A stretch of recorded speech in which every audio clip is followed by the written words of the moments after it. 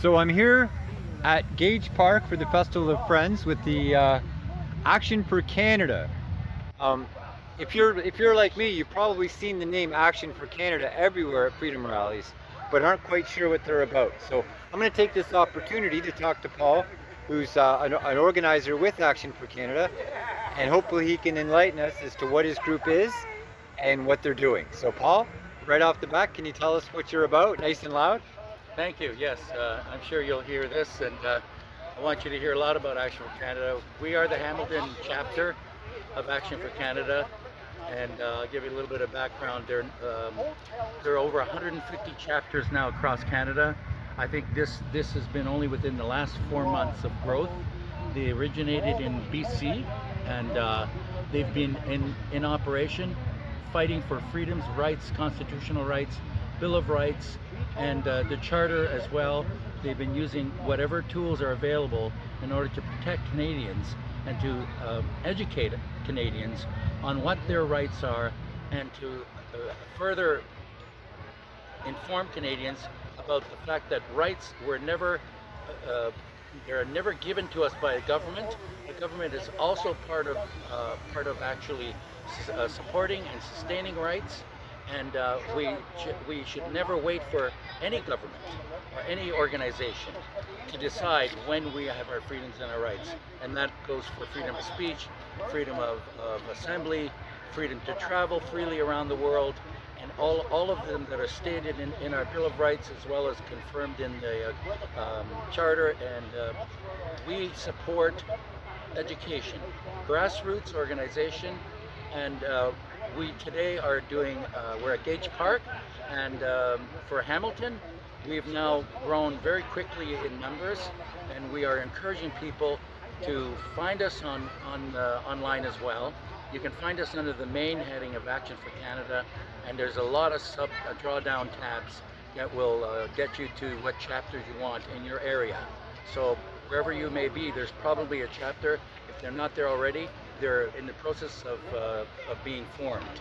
And what we would recommend is, the site is a huge, what I recommend is the site is a huge resource center.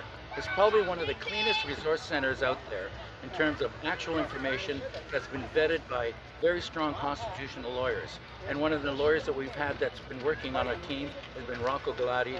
He's been known as one of the top constitutional lawyers in Canada, and he is alive and well. For all those that thought that he had struggled with a health condition, he is back and he's alive and well, and we are in the process of following up on actions that have been taken against our government for infringing on Canadian rights and imposing beliefs that are not have never made a part of our Constitution, and they're in violation in many counts. I won't go into details, but if you go on the site for Action for Canada, it's all spelled out there. You can actually even see the claim, and there's been hundreds of pages submitted to the government in support of Canadians and our rights. Okay, and you guys, just to clarify if I'm right, you guys meet bi-weekly on concession? Yeah, we meet, and if you go on the site, and you'll see our email address on ontario@protonmail.com, on-protonmail.com, and if you send us a message that you're interested in participating or finding out more about the Hamilton chapter, we'll send you information. That's the location where we meet, and we do meet in person, and we've been meeting in person throughout this whole spandemic, as I'll call it. And we find that the meetings are really important, because as many have met here now already, just in the 2 days here at Gage Park, they don't know who we are. They sometimes feel isolated. They feel alone in their thoughts and their beliefs. And Action for Canada is a faith-based organization as well, and faith is a big part of it as well. And if you look at some of our literature, I'm gonna screenshot it, but no, we can come over here. I'll do that instead. Yeah, just some of the literature. These are some of the taglines we use: educating, encouraging, and equipping Canadians to take action. And what we're doing is exactly what this line here says. We're protecting faith, family, and freedom. So we don't propose or expect anybody to have a specific faith belief. But that's your faith, whatever that faith might be, whatever that belief is.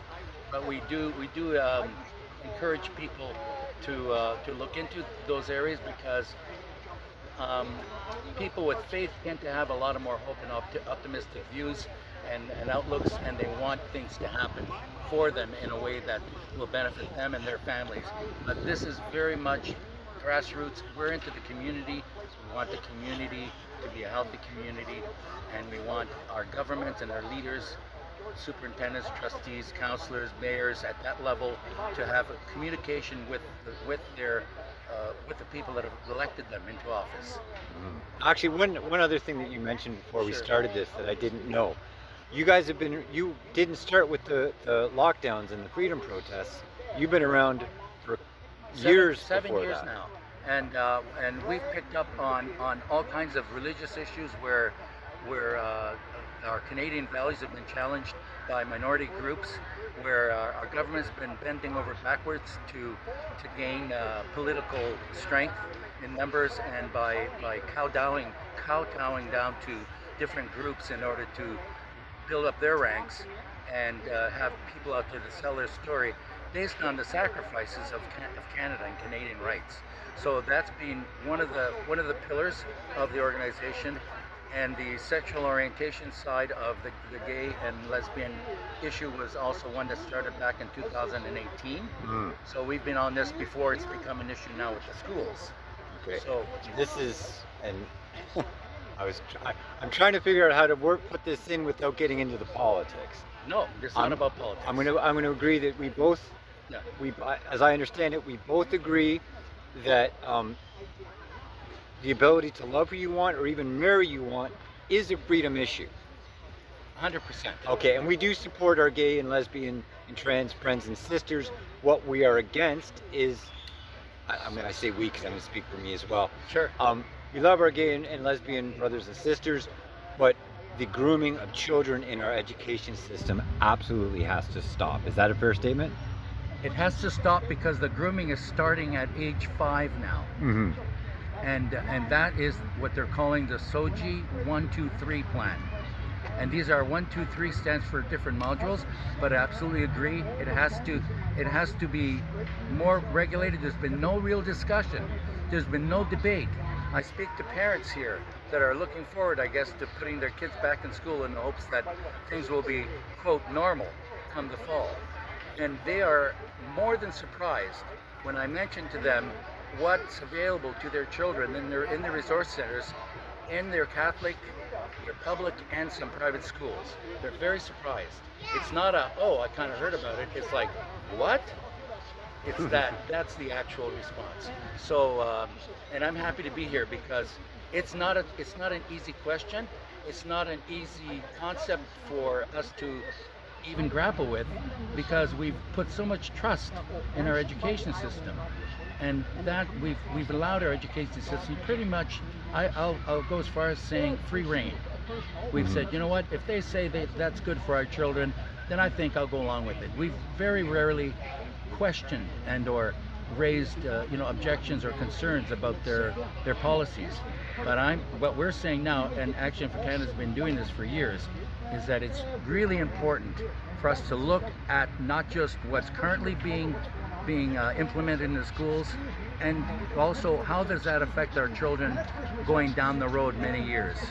So if we're starting when they're the most impressionable by instilling ideologies and our beliefs and or normalcy, which is what's happening right now with this program, how do we talk to them later when they're actually starting to think for themselves? That is an issue. So that's it in the crux, and that's what we're predominantly doing today. But that doesn't take away from the actions that Action for Canada has done with employees being let go on unpaid leave. We've fought with that. We've connected people with criminal lawyers now so that they can fight these battles in the courts, because it has to go to the courts now. And that is the avenue that we have available to Canada and for all Canadians to use. It's not easy. Not everybody has access to the courts or can even afford the courts.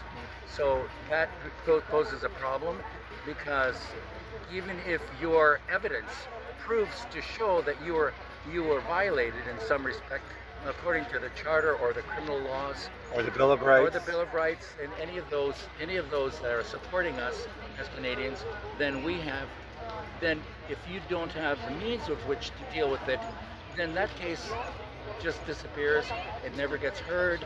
It gets thrown out of court for various reasons, and the public doesn't hear about it. Media isn't really reporting much on this anymore. We're not seeing media's role as what media used to be anymore. Now media has taken up a political view, and they're controlled by a political party. And right now we have the problem with the Liberal Party, NDPs, and they're basically controlling our media. So this is a real problem. So is Action for Canada involved in all of these issues? Yes, we are, because all of them overlap. Mhm. Because when we start to take away freedoms, we start to take away privacy. It affects our choices, and it also affects our freedoms. And without that, we lose all of that, and that we cannot have. We cannot give that up, and it's not for anybody out there to take it from us either. Excellent. Did I get everything in there? I think. I think so too. But before I go, did you know that Dr. Fauci and Theresa Tam both agree that subscribing to my channel causes male pattern baldness in laboratory rats? So you can either listen to the Love it. science or you can hit that like button. Thanks for watching.